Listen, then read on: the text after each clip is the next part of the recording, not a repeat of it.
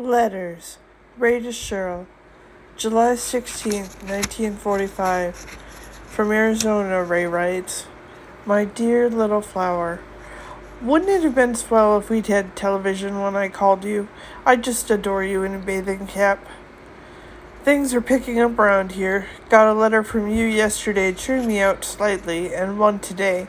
It's too bad things are moving so slow and dull for you.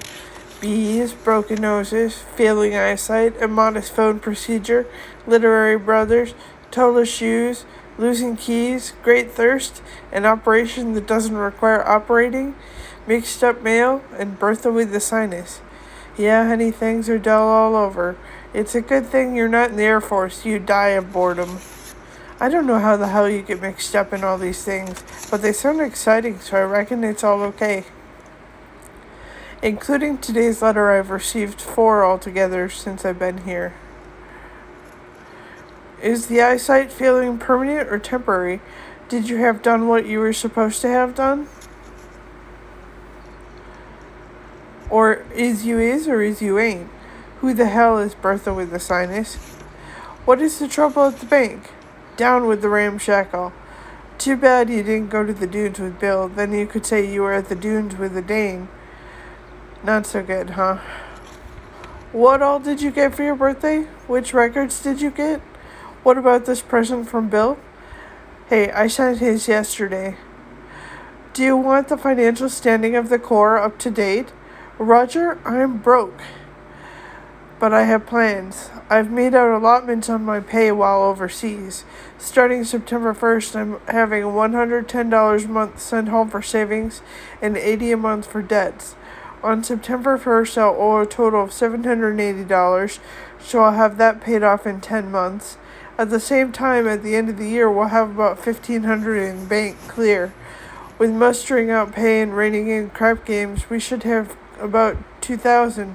That gives us a start anyway. Of course, all this is figured on smooth sailing. If something comes up, we'll be slightly poorer. We finished flying here yesterday, Friday the 13th. We refused to leave the ground. Our ship number was 13. Too much is already more than sufficient. We're having a crew party at the Santa Rita Hotel tonight. I wish you were going to be there. I think those pictures I was telling you about were going to be in Life.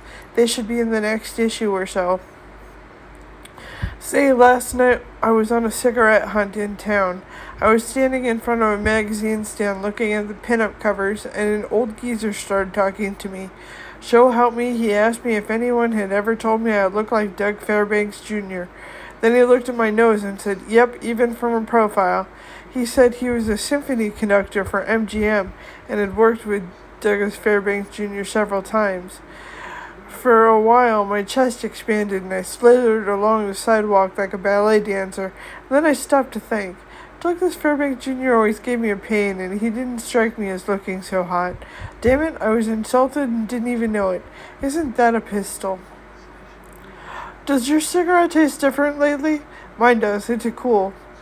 Swede, our co-pilot, lives in Des Plaines. He has a car, and if we could get a day or two off, we'll drive like the wind to Chicago. The odds aren't so hot, though, so I'm just figuring on it a little bit. The thermos bottle filled with hot coffee is always within arm's reach now. I'll wire you as soon as I get there, and we'll be leaving in a troop train sometime on Tuesday for Topeka. I'll wire you as soon as I get there and find out what cooks. Gotta go to class now. If I get a chance, I'll write you again before I leave. I do a mess of missing about you. Bye, my darling. My love to you, Ray. P.S. Don't forget to tell me about Bertha.